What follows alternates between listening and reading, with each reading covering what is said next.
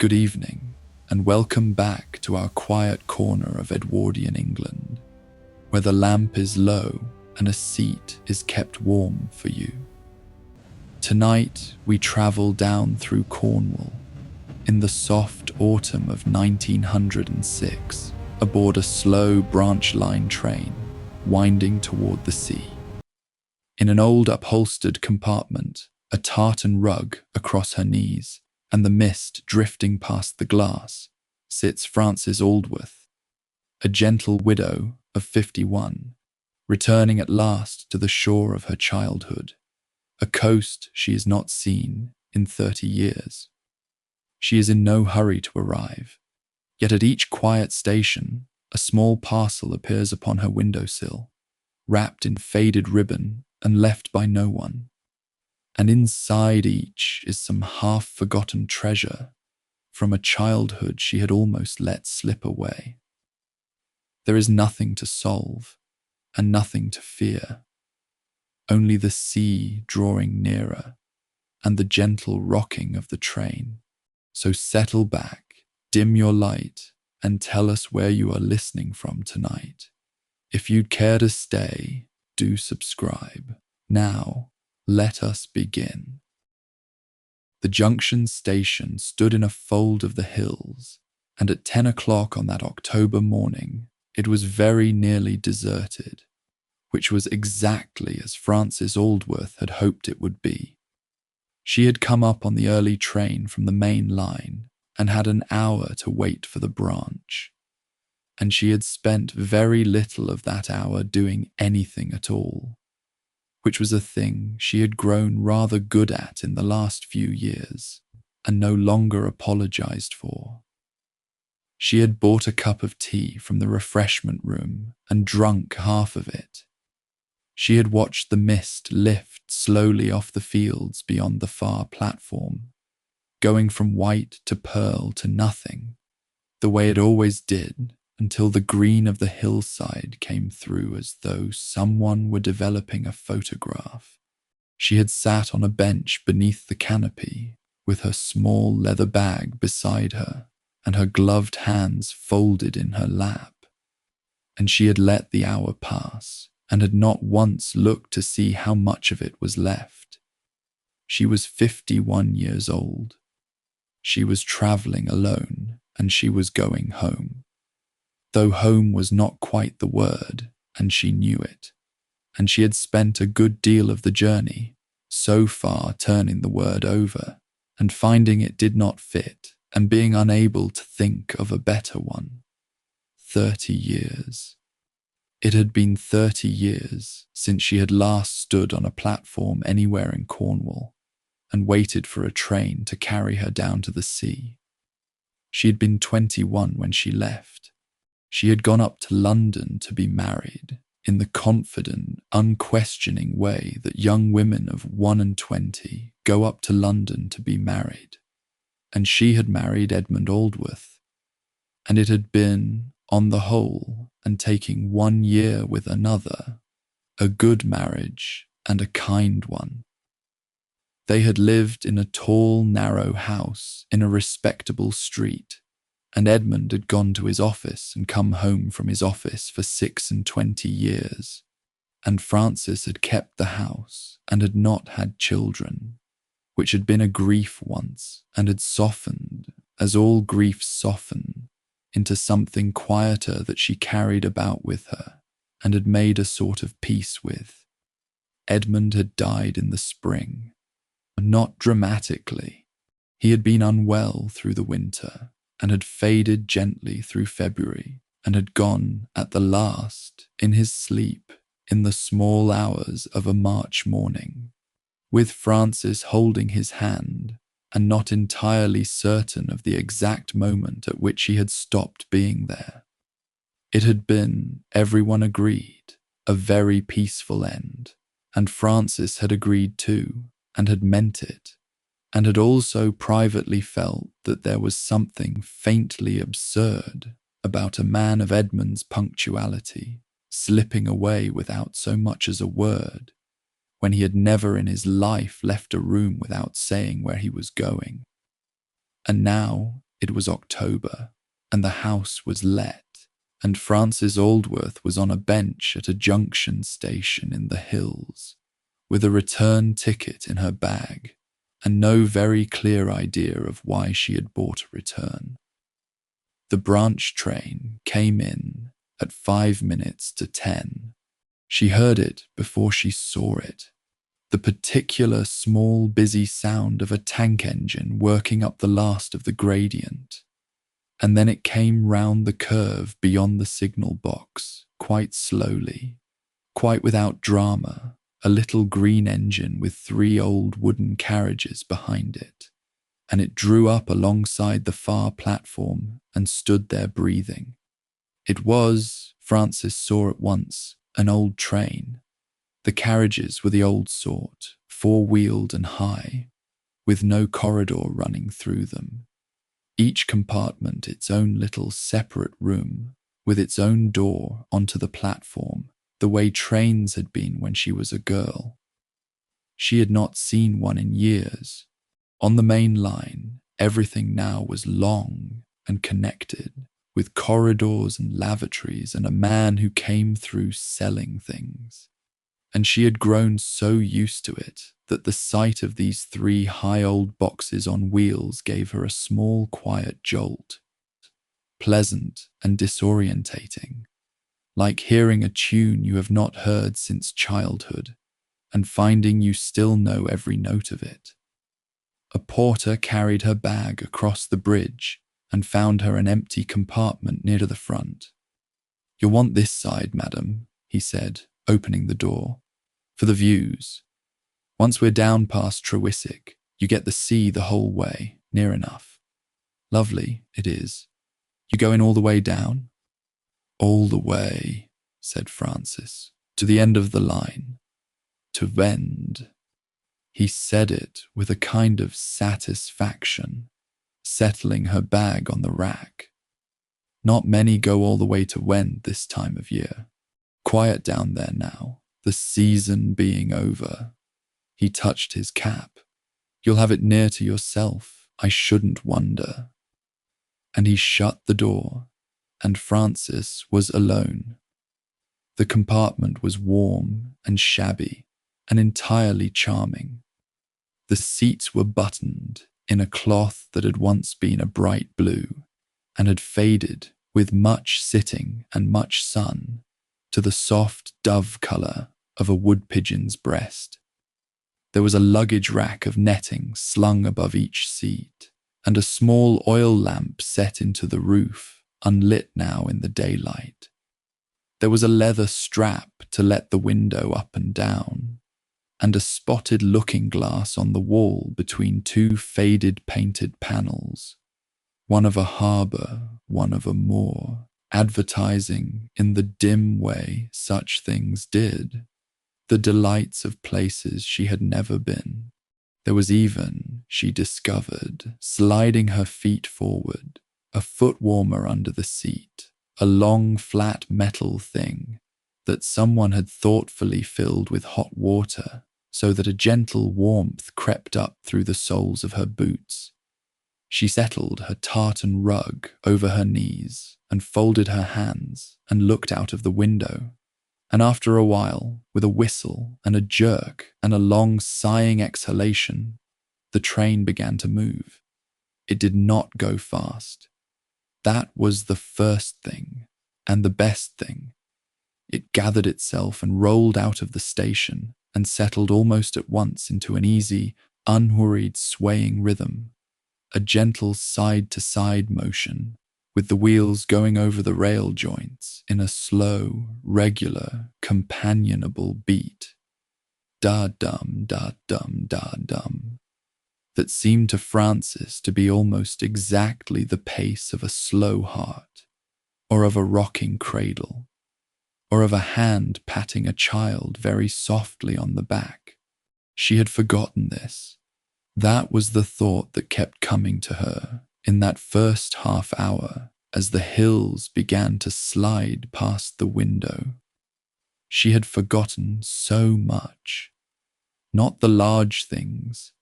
She had not forgotten the large things, the leaving and the marrying and the years, but the small ones, the feel of things, the sway of an old carriage, the smell of it, dust and warm cloth and coal smoke, and the faint sweetness of the oil lamp, the way the telegraph wires beside the line dipped and rose from pole to pole, so that if you watched them, they seemed to be breathing. The way a train, going slowly through deep country, lets you look right into places you would never otherwise see. The back of a farm, a cottage garden, a horse standing patient in a field, a woman pinning out washing, who lifts her head and watches you pass and is gone. The mist had not entirely cleared down in the valleys. It lay in long white ribbons in the low ground, and the train ran down into it and out of it, so that the world went soft and then sharp and then soft again, and Frances watched it and let her thoughts go loose and drift, and was as nearly content as she had been in months. The first station came at about 10:30. It was a tiny place. She never afterwards knew its name. There was a board, of course, but she was not looking at boards that day, and it went past too quick. A single short platform, a stone shelter, a garden of Michaelmas daisies that some proud porter had planted along the palings, and a signal box with a man in it, who leaned out and exchanged something with the guard as they passed. The train slowed and sighed and stopped. Nobody got on. Nobody got off. Frances could hear, very clearly in the country quiet, a blackbird singing somewhere, and the tick of the cooling engine, and once a door slam far down the train, and a voice call something cheerful and indistinct. And then, in the stillness, there was a small sound at her own window. It was very slight, a little soft knock or tap, the sound a thing makes when it is set down gently against glass or against stone. Frances turned her head.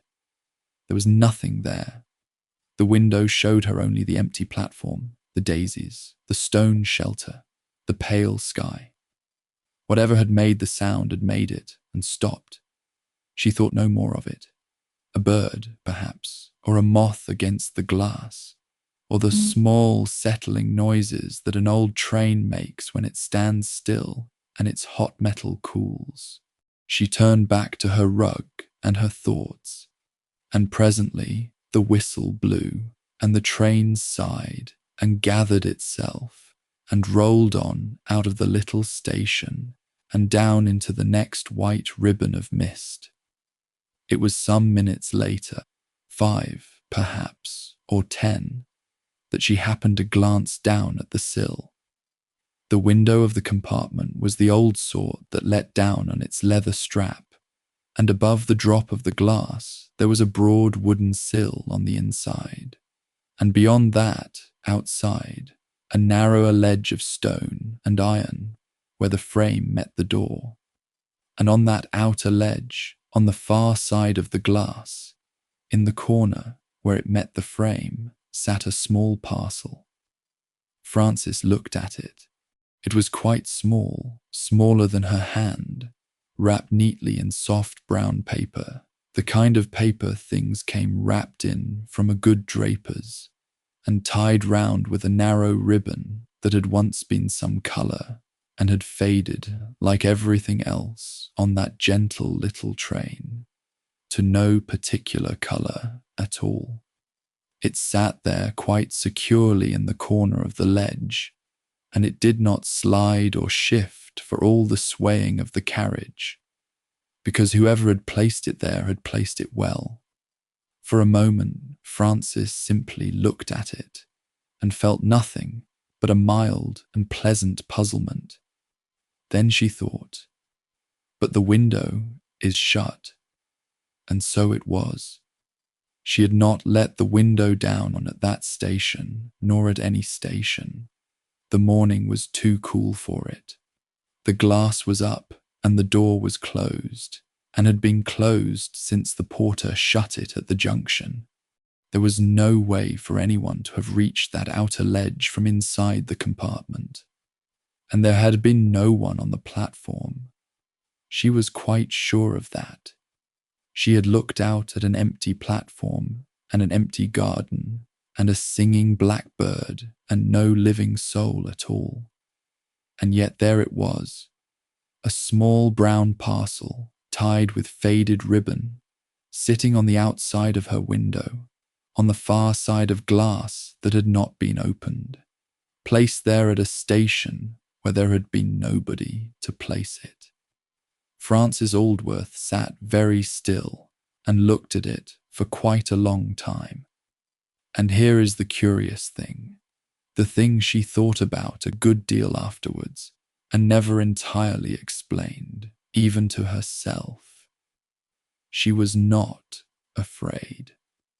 There was no cold hand on the back of her neck, no prickle of alarm, no impulse to pull the communication cord or call for the guard. What she felt, sitting there in the warm, swaying compartment with the mist going past and the little parcel riding along on the far side of the glass, was something much older and much quieter than fear. She felt the way you feel when you come into a room and find that someone has laid a fire for you and gone out again before you could thank them. She looked at the parcel, and the parcel rode along on its ledge, secure in its corner, faded and neat and patient, and the train swayed gently on down toward the sea. She did not, just yet, try to reach it. It occurred to her that she could let the window down and take it in, and she found, examining the thought, that she was in no hurry to do so, that she rather wanted to sit with it a while first, the way you sit for a moment with a letter before you open it, holding the whole unopened possibility of it in your hands. There was time. The porter had said so, all the way down past Trewisick and the sea the whole way after that, and then Wend at the end of the line, and no reason at all to hurry any part of it. So Frances settled back into the soft, dove-coloured cushions and drew the rug a little higher over her knees and let the foot warmer warm her feet and watched the small faded parcel ride along outside her window through the drifting mist and let the slow train carry her on. Da-dum, da-dum, da-dum, down through the golden autumn country toward the sea and toward whatever it was that had known she was coming. She would open it soon, but not quite yet, for now it was enough to be carried gently, slowly, without hurry or fear, down the long line toward the shore she had not seen in 30 years, with the mist at the window and the warmth at her feet and a small kindness riding along at her side that she had not asked for and could not explain. Outside, the wires dipped and rose from pole to pole, breathing, and the train went on. She let 3 stations go by before she reached for it. There was no particular reason, or rather, there were a great many small reasons, none of which would have stood up on its own. She wanted to look at the country. She wanted to finish a thought she had begun somewhere, back in the hills, and not quite completed. She wanted, and this was nearest the truth, though she would have found it hard to say aloud, to keep the parcel a little longer as a thing unopened. A small, bright, unspent coin of a mystery, riding along there on the far side of the glass, patient and faded and entirely hers. But at last, somewhere past a station, where a station master stood alone on the platform, holding a green flag and looking pleased with himself about it. Frances put back her rug and rose, and took hold of the leather strap and let the window down. The cold morning air came in at her, and with it the whole sudden loud living sound of the train that the glass had been holding out. The beat of the wheels, the rush of the wind, a bird somewhere, the far-off working of the engine. And she leaned out a little, just a little, in the way one was always told never to do, and reached along the outer ledge and closed her gloved hand around the small brown parcel and drew it in. Then she pulled the window up again, and the world went quiet, and she sat down with the thing in her lap. It weighed almost nothing. She turned it over. There was no writing on it anywhere, no name, no direction, nothing at all but the soft brown paper, a little damp now from the morning, and the narrow faded ribbon tied round it in a small neat bow. Whoever had wrapped it carefully. There was a particular way of folding the ends of a parcel, tucking them in square and tight, that Frances associated with a certain kind of person, a patient person, an old-fashioned person, a person who did small things properly for their own sake. And this parcel had been folded in exactly that way. She untied the ribbon. Inside the paper, there was a twist of tissue, and inside the tissue, there was a shell. It was a small one, a cowrie, the little humped pale gold shell with the long-toothed opening on the underside, that on the beaches of her childhood they had called groaty buckies or something like it. The word came back to her not quite whole, worn smooth by 30 years of not being said. She had collected them as a girl. Everyone had. You walked the tide line at Wend, with your eyes down and your pinafore pockets sagging, and you hunted them out of the shingle where they hid, small and pale and perfect, and you brought them home by the dozen, and your Aunt Carenza put them in a saucer on the kitchen windowsill, until the saucer overflowed and she made you take some back. Frances sat with the little shell in the palm of her glove and looked at it for a long time. It was not a valuable thing. It was not even, strictly speaking, an uncommon thing. She supposed you might pick up 100 of them on any Cornish beach if you had the patience and the eyes for it. But it was the right shell. That was the thing that made her sit so still. It was not merely a shell, it was the shell, the exact small pale gold humped particular shell of her own particular childhood. The thing she had hunted along the tide line at 7 and 8 and 9 years old, that she had not thought of in 3 decades, and would have sworn an hour ago that she had entirely forgotten. Somebody had known that. Somebody, at a station in the hills where there had been no one at all, had left on the sill of her window a small pale shell out of the exact beach of her own vanished girlhood, wrapped in brown paper and tied with faded ribbon, and had gone away without a word. Frances was aware, distantly, that this ought perhaps to trouble her. She examined the awareness, honestly, in the way she had schooled herself over the years to examine her own feelings, rather than simply having them. And she found, as she had found at the first station, that it did not trouble her in the least. It was the strangest thing. There was no fear in it anywhere. There was only that same quiet, spreading warmth, the feeling of a fire laid ready, the feeling of being. She reached for the word and found it, and was slightly surprised by it. The feeling of being expected. She wrapped the little shell back in its tissue and put it, not in her bag, but into the pocket of her jacket where she could feel it, and she folded the brown paper and the ribbon neatly and kept those too, and she settled back in her seat and the train swayed on. She was not, as it turned out, quite so alone on the train as the porter had promised. At the next station, but one, a slightly larger place, with a footbridge and a waiting room and a barrow of milk churns being loaded further down the platform. The door of her compartment opened, and an elderly gentleman put his head in and raised his hat and asked with great courtesy whether the seat was taken. "Not at all," said Frances. "Please."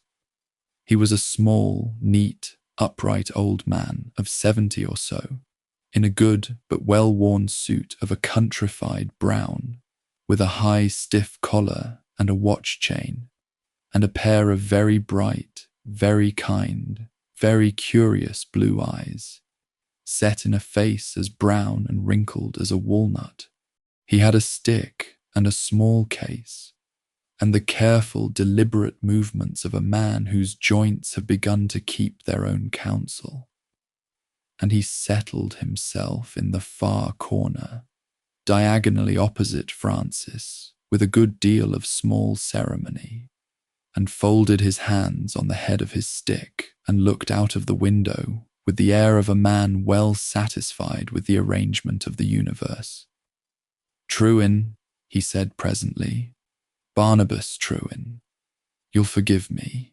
One falls out of the way of introductions, living alone." He nodded toward the window, the country, the general direction of down the line. "You're going to the sea. I am. Everyone on this train is going to the sea," said Mr. Trewin comfortably, "or coming back from it. There is nowhere else for this train to go. It is the most single-minded railway in England. It thinks about nothing but the sea from the moment it leaves the junction, and I have always found that very restful in a railway." He looked at her, bright-eyed. "You've been away." Frances was a little startled. "Is it so obvious?" Only to an old man with nothing to do but look at people. He said it without the least offence, and none was taken. You look at it the way people look at a thing they used to know. The ones who live here don't look at it at all. They've a newspaper, or their boots, or their thoughts. And the ones who've never seen it look at it too hard, and point, and say, "Oh, look." But you, he tipped his head, considering her kindly, you look at it the way you'd look at an old friend across a room, before you've quite decided whether to go over, as if you weren't sure it would remember you. Frances found, to her surprise, that her eyes had pricked. She looked out of the window until it passed. "I grew up at Wend," she said, when she could. "I left when I was 21. I've not been back. 30 years. A little more." Mr. Trewin nodded slowly and did not exclaim and did not ask her why, for which she was grateful, and instead looked out of the window again for a while, giving her a moment in the tactful way of the very old and the very kind. "It'll remember you," he said at last, comfortably, to the window. "Places are better at it than people. People forget you the moment you're out of the room. But a place," he tapped his stick softly on the compartment floor, "a place keeps everything. Every tide that ever came in and is still coming in, down there, if you know how to look. You'll see." He smiled at her, the whole walnut face folding up. "It's a great comfort, on the whole, though it takes a little getting used to." The tea came at 11. Frances heard it before it arrived. A rattle and a clink, working its way down the platform, at a station where they stood a while to let something pass the other way. And then the door opened, and a young woman was there with a great tray slung on a strap about her neck, laden with a tea urn and thick white cups and a plate of buns under a cloth. She was perhaps 30, dark-haired and rosy and quick, with the strong, pretty, weathered look of a girl who has spent her life out of doors and by the sea. And she had a way of moving, even burdened with the great tray, that was neat and swift and entirely capable. "Tea, madam?" "Sir." "Fresh made at Trewisick, still hot. Penny the cup, and the buns are a halfpenny, and worth twice it. I made them myself." "2 teas," said Mr. Trewin before Frances could speak. "And 2 of your buns, Tamsin, and don't tell me you didn't make them. I can see the currants from here. You always were free with the currants." The girl laughed. "You always did say so, Mr. Trewin, and you always did have 2. And shall again. This lady is going down to Wend. She's been away 30 years. The girl, Tamsin, looked at Frances with a frank, warm, unhurried interest, pouring the tea as she did it, not spilling a drop for all the swaying. "Wend," she said. "That's a lovely place, that is. Quiet now, mind, the season being done. But lovely." She handed the cup across. "You'll know it changed and not changed, I expect. They always say that, the ones that come back. Changed and not changed." She set a bun on a scrap of paper on Frances's knee, unasked, and would not, it was clear, be paid for it. "There. You have that. Welcome home, madam." And she was gone, rattling and clinking on down the train, her cheerful voice opening the next door along. And Frances sat with the hot cup warming her gloved hands and the bun on her knee and the little shell in her pocket, and felt, absurdly, close to tears again, and drank her tea instead and was steadied by it. The tea was strong and sweet and very hot, and tasted of tin and coal smoke and the sea. And it was, Frances thought, quite possibly the best cup of tea she had had in 30 years. And she knew perfectly well that this was nonsense, and that the tea had nothing to do with it. And she drank it anyway, to the last drop, and was glad of every mouthful. They came to the next station in the early afternoon, and it was there that the second parcel came. By now the line had begun, unmistakably, to go down. You could feel it in the way the engine's note changed, easing off, no longer working, but merely holding the train back against the gentle fall of the land. And you could see it in the country, which had begun to open out and soften, the high moor giving way to steep little wooded valleys running seaward, with fast brown streams at the bottom of them and stone farms tucked into their folds. The station, when they reached it, was the prettiest yet, a single platform with a low stone building, and all along the front of it, in tubs and troughs, and an old rowing boat filled with earth, a positive riot of autumn flowers, Michaelmas daisies and late roses and great shaggy chrysanthemums, tended with obvious love by someone who had far too much time and far too much affection to spend on a station almost nobody used. And on the platform, this time, there was somebody. A woman stood by the flowers, a woman of Frances's own age or a little older, in decent black, with a basket over her arm, waiting, apparently, for nothing in particular, simply standing among her flowers in the afternoon sun as the train drew in. She had a calm, worn, pleasant face, and she looked up at the carriages as they passed with the mild, unhurried interest of a woman to whom the daily train is one of the small, reliable pleasures of a quiet life. Her eyes met Frances's through the glass for a moment, and the woman smiled, a small, warm, ordinary smile, the smile you give a stranger passing, and inclined her head just slightly, and then looked away, back to her flowers as the train came to its stop. Frances did not think anything of it. Why should she? A pleasant countrywoman, a smile at a passing traveller, the small easy courtesy of a place where strangers were rare enough to be worth a nod. The train stood.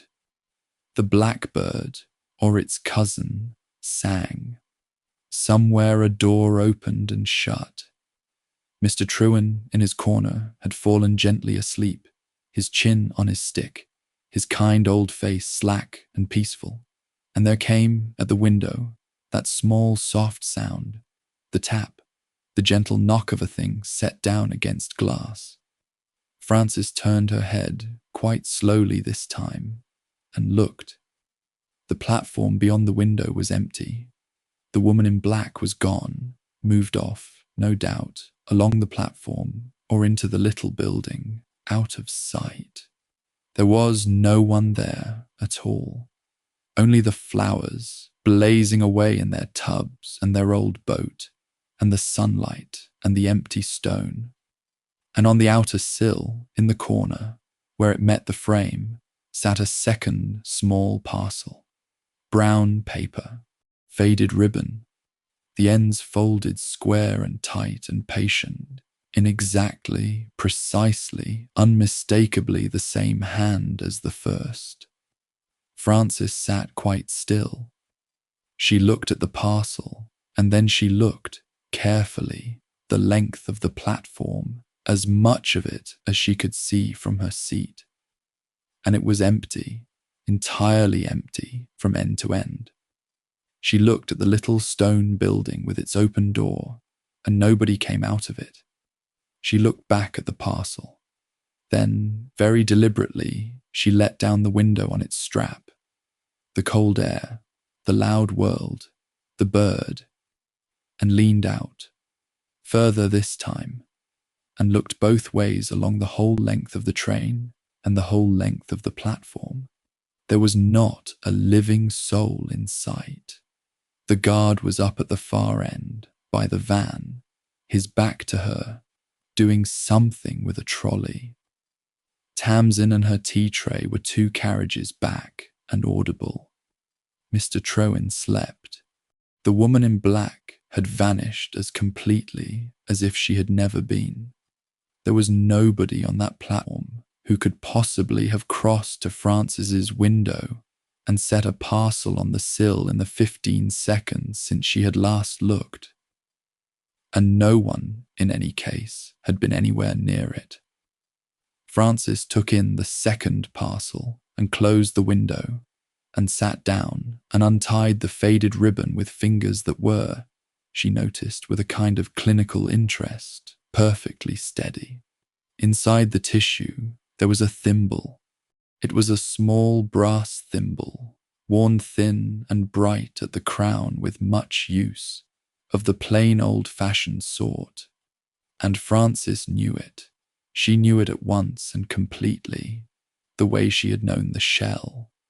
Not that it was the thimble, for that would have been impossible, but that it was the kind, the exact kind, her Aunt Carenza's kind, the thimble that had sat in the wooden workbox on the kitchen table at Wend, and that Frances had been allowed to play with on wet afternoons, rolling it across the scrubbed boards, fitting it onto each of her small fingers in turn, while her aunt sewed and the rain came down the window and the kettle sang.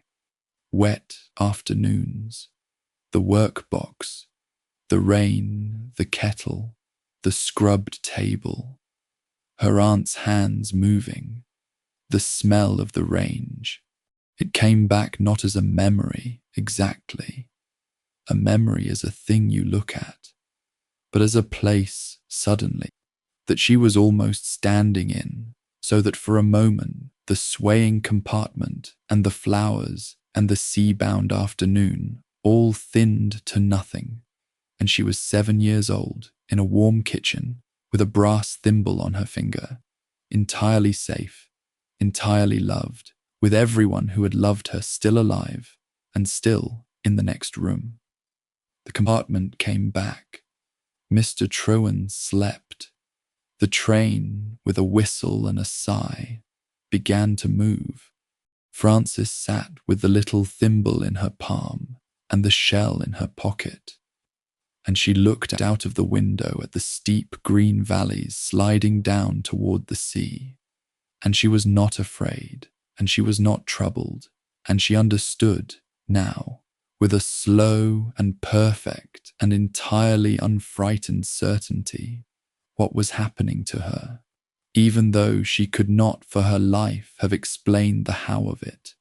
Somebody was giving her back her childhood, piece by small piece, station by quiet station, wrapped in brown paper and tied with faded ribbon and set on the sill of her window, by hands she never saw.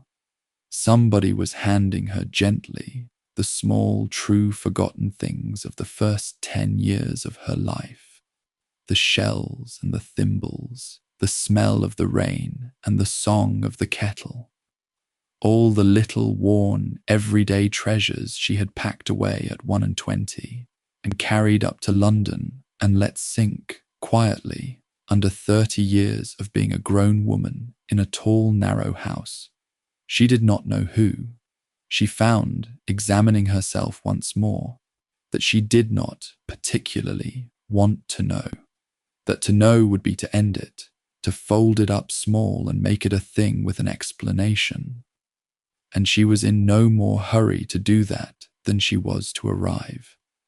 There was time, all the way down past the valleys, and the sea the whole way after, and Wend at the end of the line. She put the thimble in her pocket with the shell, where they clinked together softly, and she drew her rug up over her knees, and she settled back to watch the country come down to meet the sea. Across the compartment, Mr. Trowan stirred and woke, and blinked his bright blue eyes, and looked at her pocket, where her gloved hand rested over the small, hard shapes of the shell and the thimble.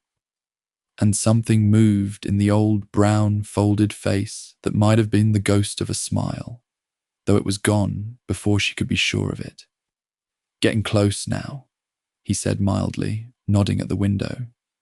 "You can smell it if you let the glass down. Salt. Weed. The tide." He settled his hands again on his stick. "Any minute now you'll get your first look at the water. Watch for it, just past this next cutting. It comes on you all at once." He closed his eyes again, comfortably. It always did. And Frances turned to the window and watched and waited, with the shell and the thimble warm in her pocket, and the slow train swaying on beneath her. And the green walls of the cutting rose up on either side and shut out the sky for a moment, dark and close and rushing, and then fell away. And there, all at once, exactly as he had promised, was the sea. It came on her all at once, exactly as he had said it would. One moment, the green walls of the king were rushing past, close on either side, dark and steep and full of the smell of wet earth and bracken. And the next, they fell away to nothing, and the whole world opened out sideways and downward and far, and there, spread out below and beyond in the long, soft light of the October afternoon, was the sea. Frances made a small sound. She could not help it. It was not quite a word. She had forgotten how much of it there was.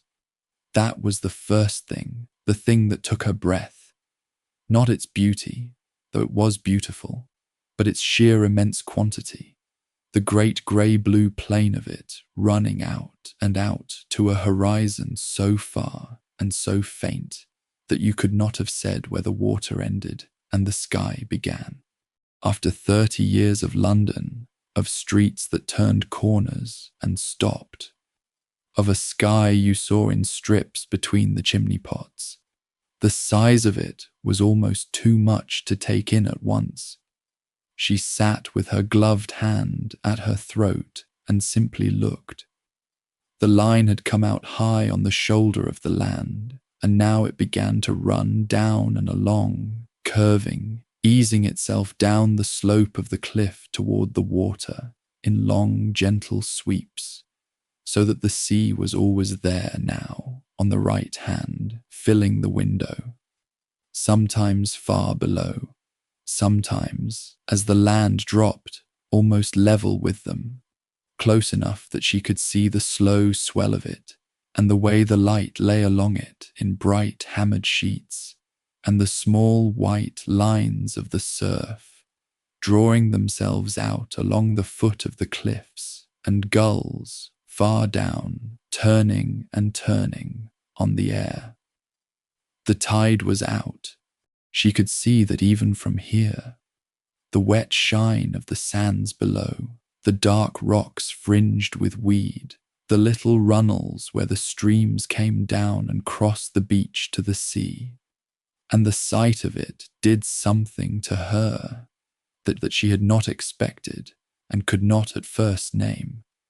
A great, slow ache. Not painful exactly. More like the ache of a limb that has been folded up too long and is at last allowed to straighten. The tide is out, she thought, and it will turn and it will come in again, the way it always did, the way it is always doing, whether anyone is watching or not. And she found that this thought, which ought perhaps to have been melancholy, was instead the most enormous comfort.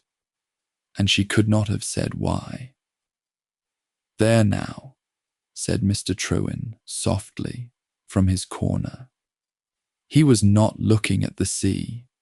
He was looking at her. "I told you, it's a great deal of it, isn't it, when you've been away from it? One forgets, one thinks one remembers, and then one sees it, and one finds one had only remembered a picture of it. The thing itself is always bigger." "Yes," said Frances. "Yes, that's it exactly." "You'll have salt on the window by now," he said. "You always do, along this stretch. Let it down an inch. Go on. You'll want the smell of it, not just the look. The smell is the half of it." And Frances let the window down an inch, and the smell of it came in. She had thought she was prepared. She was not prepared. It came in on the cold moving air, and it went straight past every defense she had, straight past 30 years, straight into some deep, unguarded room she had not known was still there and still furnished and still waiting. The smell of salt and weed and wet rock and cold clean water, the smell of the tide line, the smell of Wend, the smell of being small and barefoot and happy with the whole long day in front of her and nothing in it that needed doing. She shut her eyes. For a moment, she was not on the train at all. When she opened them, Mr. Trewin had tactfully looked away, out of his own window, at the moor going up behind them, and was giving her the sea to herself. They stopped at a station down by a little harbour, and stood there a good while, and Frances, moved by an impulse she did not examine, gathered her bag and her rug, and rose. "I think," she said, "I shall get down here a little while. Stretch, look about me, there'll be another train. There's the last down train at 4:30, said Mr. Trewin. and it'll take you on to Wend in 20 minutes. And it's the last of the day, so mind you're on it." He did not seem in the least surprised that she was getting off, nor did he offer to come with her, for which she was grateful. "You go and look about you, my dear. It's a good place to look about you in. I'll likely see you at Wend. I'm going the whole way myself, in the end." He settled back and closed his eyes and added, without opening them, "Take your time. The tide will wait. It never does, of course, but it always seems to." The little harbour station was almost deserted. The station master took her ticket to look at and told her the down train would come to the far platform at 4:30, and directed her, when she asked, to the footpath along the harbour wall. And she went out through the small booking hall into the afternoon and stood for a moment and breathed. The harbour was a small one, half drained now by the low tide, so that the fishing boats sat tilted on the wet mud at the bottom of it, leaning companionably against one another, their mooring ropes slack, waiting for the water to come back and lift them. Nets were spread to dry along the wall. A man in a blue jersey sat mending one, unhurried, and nodded to her as she passed, and said something about the fineness of the day that she did not quite catch, but answered anyway. Gulls stood about on the harbour wall in a row, facing the wind, immensely dignified. The whole place smelled of tar and salt and fish and weed, and lay quiet and golden in the afternoon sun, and was so exactly, so achingly like the harbour of her childhood. Not the same harbour, but the same kind, the same in every particular that mattered, that Frances walked along the wall in a kind of waking dream, half in 1906 and half in 1862, not entirely sure, from one step to the next, how old she was. At the end of the harbour wall, where it turned and ran out toward the sea, there was a small building. It was old and low, and built of the same grey stone as everything else, and it stood a little apart, out on the very end of the wall, with the harbour on one side and the open sea on the other. It might once have been a net store or a fish cellar, or the place where the harbour master kept his gear. It had that look of a working building fallen out of its work. Its one small window was shuttered. Its door was shut. And yet Frances slowed and stopped and looked. It was not derelict. That was the curious thing. The path to its door was swept. The stone of its step was clean. Someone, quite recently, had cared for this small forgotten building at the end of the harbour wall, though its window was shuttered and its door was closed, and there was no earthly reason that Frances could see for anyone to care for it at all. The door was not locked. She saw that as she came up to it. It stood a very little ajar, an inch, no more, the way a door stands when it has been closed by someone in no fear of the wind. Frances stood before it for a while. She was aware of the same feeling she had had on the train, only stronger now, the feeling of being expected, of a thing left ready, and she was aware, too, of the strong and proper sense that this was not hers, that a swept path and closed door are a kind of language, and that the thing they say in every country in the world is this belongs to somebody. She would no more have walked into a stranger's parlour and opened the drawers than she would have flown. She knew that. But the door stood ajar, and it seemed to her, standing there in the golden afternoon with the gulls crying and the tide out and the smell of the whole of her childhood in the air, that a door left an inch open on a swept step at the end of a wall she had been carried all this way to walk along was, like the parcels, a kind of invitation, not to take anything, only to look, only to stand at the threshold and let it be known that somebody had come. She pushed the door very gently, and it swung in without a sound. The hinges had been oiled, she noticed. Someone tended even the hinges, and she stood on the threshold and looked in and did not cross it. It was one small room, and it was dim with the shutter closed, but the low afternoon sun came in past her through the open door and lay across the floor in a long gold bar and showed her everything. It was not empty. It was not dusty. It was, she saw, kept the way a room is kept when someone comes to it, not to live, but to sit. The way the veranda of a shut-up house is kept, or the corner of a garden nobody sees. There was a single wooden chair, drawn up to face the shuttered window, as though the window looked out on something, though it looked out on nothing but its own closed boards. There was a small table beside the chair, and on the table there were three things, set out with the same square, patient, careful hand that had folded the parcels. And Frances, from the threshold, without moving, without crossing the sill, looked at them, and understood that she had come to the middle of the mystery, and that she was not going to solve it, and that she did not wish to. There was a photograph.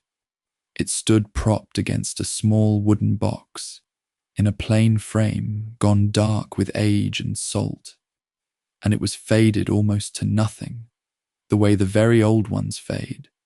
A soft brown ghost of an image, two figures on a beach, a woman and a child.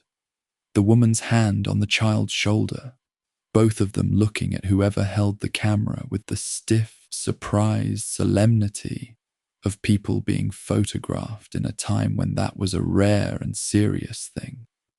Frances could not see their faces. She was too far, and the image too faded, and, she realized with a small, quiet interior lurch, she did not quite let herself try. She kept her eyes soft. She did not lean in, because it seemed to her that to cross the room and pick up that photograph and hold it to the light, and know would be to take something that was not yet hers to take. And because some part of her, older and wiser than the curious part, whispered that she already knew in the way one knows a thing in a dream, and did not need it proved. There was a bundle of letters. They lay beside the box, tied with a ribbon that had once been blue, and was now the colour of the sea on a grey day.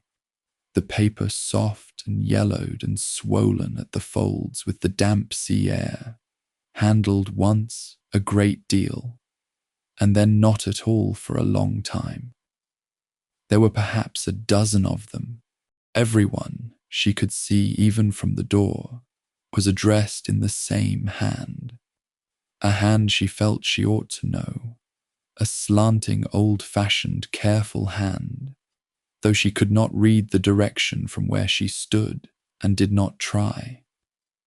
They had been opened, all of them, long ago, and they had been kept, and there was a workbox, a small wooden workbox, its lid open, and inside it she could just see, in the long gold bar of afternoon light, the small, bright, everyday litter of a woman who sewed. Reels of thread, a paper of needles, a bodkin, a pair of small scissors shaped like a bird, and a gap, a small brass thimble-shaped gap in the corner of the box, where a thimble had sat for years and worn its shape into the baize, and where a thimble no longer was. Frances put her gloved hand into her pocket, where the little brass thimble lay warm against the little pale shell, and held it and stood on the threshold of the small kept room at the end of the harbour wall, and did not go in, and did not weep, and felt her heart go out of her, quietly, across the sill, into the dim gold-barred quiet where somebody had been coming, all these years, to sit in a wooden chair before a shuttered window and keep a photograph and a bundle of letters and a workbox with one thimble gone. "Thank you," she said. She said it very quietly, to the room, to the chair, to the sea beyond the wall. And then she drew the door gently back to the inch it had stood at, exactly as she had found it, and turned and walked back along the harbour wall in the westering light. She had touched nothing. She had read nothing. She never would. She sat on a bench on the far platform to wait for the last train down, with the harbour below her filling. For the tide had turned now, she could see it, the water creeping back up the mud, lifting the tilted boats one by one, and setting them gently upright and swinging them round to face the incoming sea. It was the most peaceful thing she had ever watched. She could have watched it for a week. She thought about her Aunt Carenza. She had not thought about her aunt, really thought about her, sat down inside the thought of her, in more years than she cared to count. Carenza had raised her. That was the plain fact at the bottom of it. The fact Frances had folded away with everything else at 21. Frances's mother had died when Frances was 5. She barely remembered her, a warmth, a voice, a particular way of singing. And her father had been a sea captain, away for a year at a stretch and then home for a month and away again. A big, brown, kind stranger who smelled of tar and brought her shells from the far side of the world. And it was Carenza, her mother's sister, unmarried, who had come to the cottage at Wend and stayed and raised her and taught her to read and to sew and to walk the tide line with her eyes down, and had loved her. Frances saw it now, plainly, from 30 years and 200 miles away, with the whole of a heart that had nothing else to spend itself on. And Frances had grown up and gone away to be married at 21 in the confident, unquestioning way of the young. And she had written at first and then less. And Carenza had written back, always, in a slanting, old-fashioned, careful hand, letters full of the small news of a small place, the tides and the boats and the flowers and who had married whom. And Frances, busy being a wife in a tall London house, had read them and meant to answer, and answered late and then later. And then Carenza had died. Frances had come down for the funeral, 3 days, in black, in November, staying at the inn, and had gone away again, and had let the cottage, and had not been back. That was 30 years ago. Frances had been 21 when she left Wend, and 31 when her aunt died, and she had told herself, for the 20 years since, in the comfortable way one tells oneself such things, that she had been a good enough niece, that she had done what could be done. That distance was distance, and life was life, and nobody could be blamed. Sitting on the bench, with the tide coming in and the little thimble in her pocket, Frances allowed herself, for the first time in 30 years, to know that this was not quite true. Not that she had been cruel. She had not been cruel. Only that she had let something precious sink quietly under the weight of her own life, the way one does. and that the woman who had raised her had gone on loving her and keeping her letters and setting her a place long after Frances had let the thread go slack. She did not weep even now. It had gone past weeping into something calmer and deeper. She sat and let it be true, and found that letting it be true did not break her, but rather set something down that she had been carrying so long she had stopped feeling the weight of it. The letters in the little kept room were her own, she understood now. The letters Frances had written over the years, few and late as they had been. Carenza had kept them, all of them, tied in ribbon, and someone was keeping them still. And someone had been walking the tide line all these years with their eyes down, gathering the small pale shells, and keeping the workbox, and coming, in the quiet, to sit in the little room at the end of the wall, and had known, somehow, that on this particular October afternoon, the slow train would bring Frances Aldworth back down the line at last, and had wrapped up the shells and the thimble in brown paper and faded ribbon, and set them, one by one, at the quiet stations on the sill of her window to bring her home. Frances did not know who. She had stopped somewhere on the harbour wall, needing to know. It was enough. It was more than enough. It was everything to know that she had been expected, that across 30 years of silence, somebody had kept her place set and her letters tied and her childhood safe on a cool shelf by the sea, waiting patiently, without reproach, for the day she finally came back down the line to collect it. The last train down came sighing into the far platform at 4:30 in the long gold light, with the tide coming in behind it. Frances rose and gathered her bag and her rug, and looked once more at the little kept room at the end of the wall, and at the harbour filling, and at the great grey-blue evening sea. And then she crossed the bridge and found her compartment. The same dove-blue cushions, the same faded painted panels, and in the far corner, waiting for her, his hands folded on his stick, his bright old eyes on the door as it opened, Mr. Barnabas Trewin, exactly as though he had never moved. "There you are," he said comfortably as she settled in. "I said I'd see you. 20 minutes now, and we're at Wend." He looked at her face, which had done a great deal in the last hour, and showed it gently, and his own old walnut face folded up into the kindest of smiles. "You've been down to the wall then," he said. "It was not a question.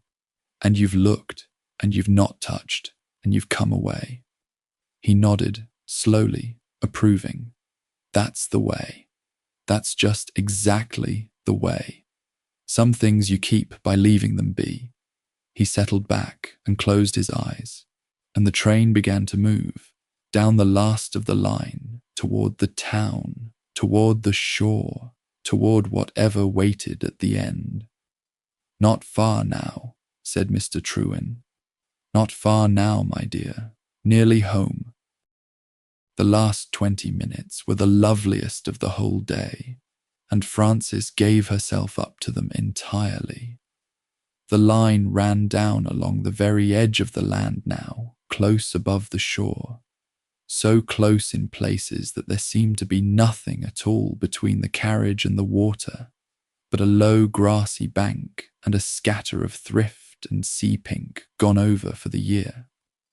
The tide was coming in below them the whole way, filling the bays one after another as the train passed, so that Frances had the curious, happy sensation of travelling along beside the sea's own homecoming, the two of them going the same way at the same gentle pace.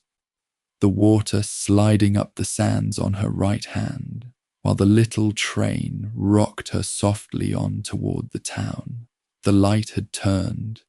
It had been gold all afternoon, and now, as the sun sank away out over the water, it deepened toward amber and then toward rose, laying a long track of soft fire across the sea from the horizon to the shore, so that the whole compartment filled with it, warm and pink and glowing, and the faded blue cushions turned to the colour of old roses, and Mr. Trowan's kind old face, opposite, was lit up ruddy and gentle as though by a fire.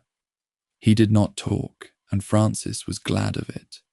They sat together in the rosy, swaying quiet, the old man and the woman coming home, and watched the sea come in and said nothing at all, and it was the most companionable silence Frances had known in years. Once only he spoke. "You'll smell the town before you see it," he said softly to the window. "Wood smoke. They'll have the fires lit now, the evenings drawing in. Wood smoke and salt. That's Wend, that is. That's the smell of it." He closed his eyes. "You never forget the smell of the place you were a child in. You can forget the name of your own street in London, but you'll know the smell of your childhood on the far side of 30 years. First breath before you've thought about it at all." And a few minutes later it came, exactly as he had said, wood smoke, drifting out over the water on the evening air, mixing with the salt, and Frances shut her eyes and breathed it in. And it was true. It was entirely true. She knew it before she had thought about it at all. And something in her chest that had been held tight for 30 years let go, quietly, and did not hurt. Then the line curved in around the last headland, and there below them, gathered around its little harbour in the last rose light, with the smoke going up straight and blue from 100 chimneys, and the first lamps just being lit in the windows, was Wend. Frances looked at it, and it looked, from the train, exactly as it had always looked. That was the thing that undid her, gently, in the end. Not that it had changed, but that it had not. The grey stone houses climbing up the hill from the harbour, in their crooked, patient rows, the church tower, the curve of the harbour wall, with the tide now full and high, and the boats all afloat and swinging at their moorings, upright and easy, lifted and set free by the water that had come back for them. The particular way the hill met the sea. She had carried a picture of it for 30 years, and had believed the picture worn and faded and unreliable. And here was the thing itself, and the picture had been true all along, truer than she had let herself believe. And the town sat there in the rose and blue evening, being exactly, precisely, heartbreakingly itself, as though it had done nothing whatever for 30 years, but wait for her to come back and look at it. Changed and not changed, Tamsin had said. But it was not changed at all, that Frances could see.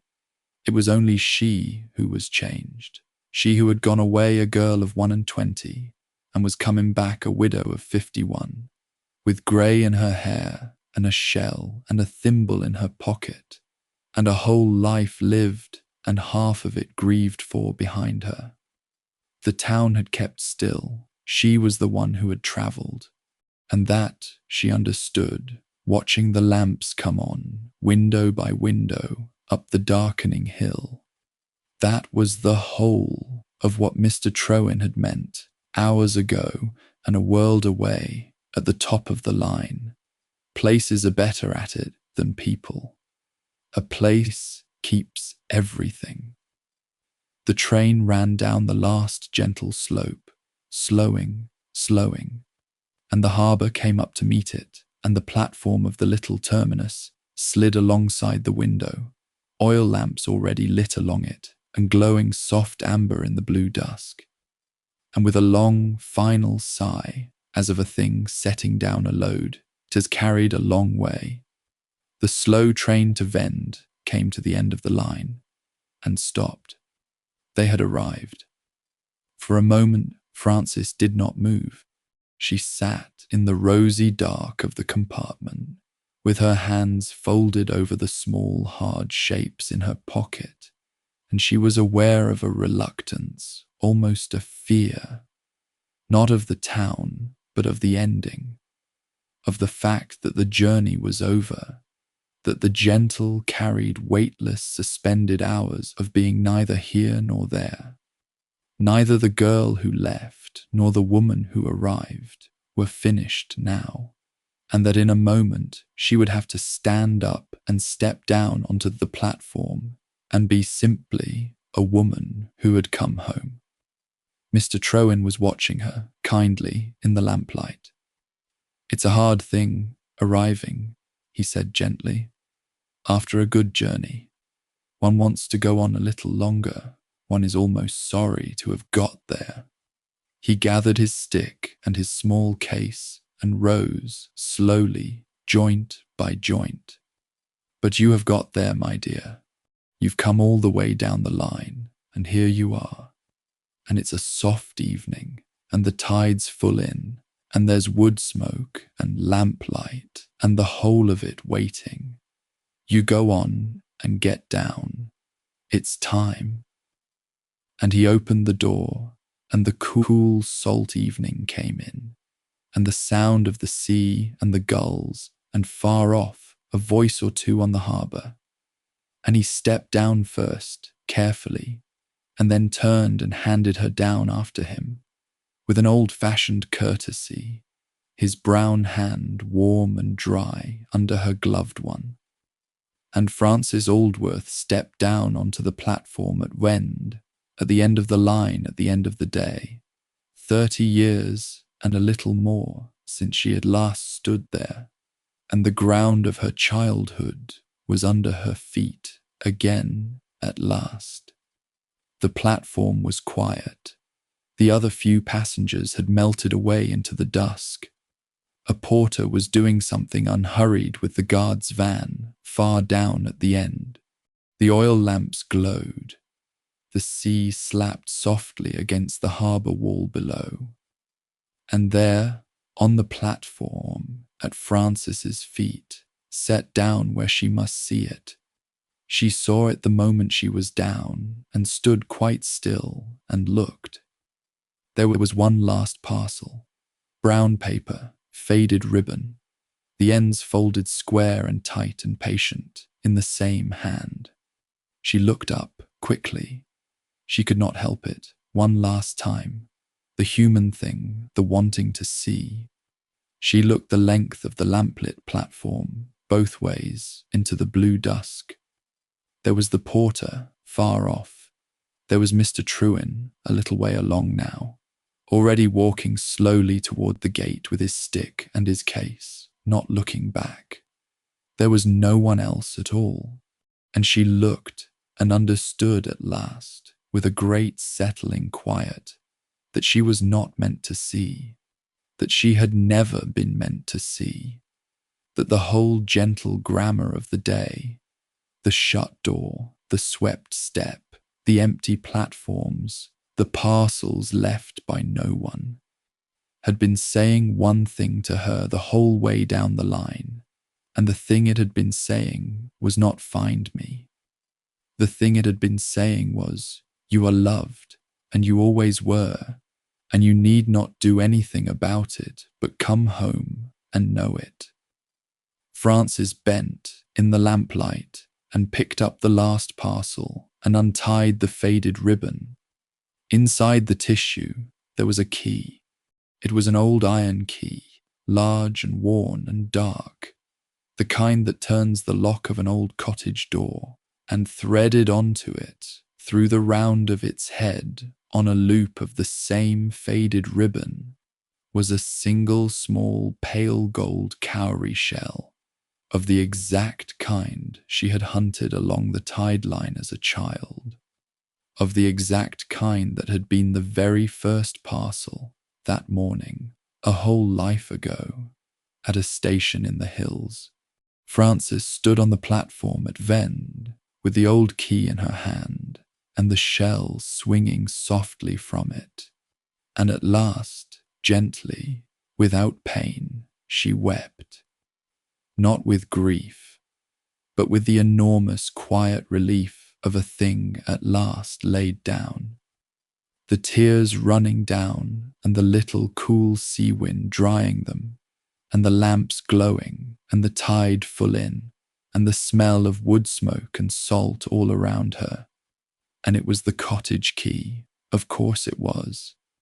The key to the cottage up the crooked hill where the kitchen was, and the scrub table, and the workbox, and the rain down the window, and the kettles singing, and everyone who had ever loved her still, somehow, in some way, she was not asked to understand, keeping her place set, and her door on the latch, and her childhood safe, and waiting for her to come back up the hill, and turn the key, and go in. At the gate, Mr. Trewin had stopped, and was looking back at her, one hand resting on the gatepost, his bright old eyes soft in the lamplight. "There now," he said, across the quiet platform, so gently she half thought she had imagined it. "You found your way back after all. I knew you would. They always do, in the end, the ones that are loved. It only takes them a little while." He raised his hat to her, the whole walnut face folding up one last time into its kind and knowing smile. "Good night, my dear. Go on up. They're waiting." And he turned and went out through the gate and was gone into the blue dusk of the town. And Frances Aldworth stood alone on the quiet lamplit platform at the end of the line, with the old key and the pale shell warm in her hand, and the full tide breathing softly below, and the wood smoke going up into the first stars, and the whole of her childhood lying gently all around her in the dark, kept and safe and waiting. And she was home. And now the tide is full, and the boats are all afloat and easy at their moorings, and the lamps are lit up the crooked hill, and there is nothing left to do tonight but rest. Let the lamp burn low a little longer. You needn't get up just yet.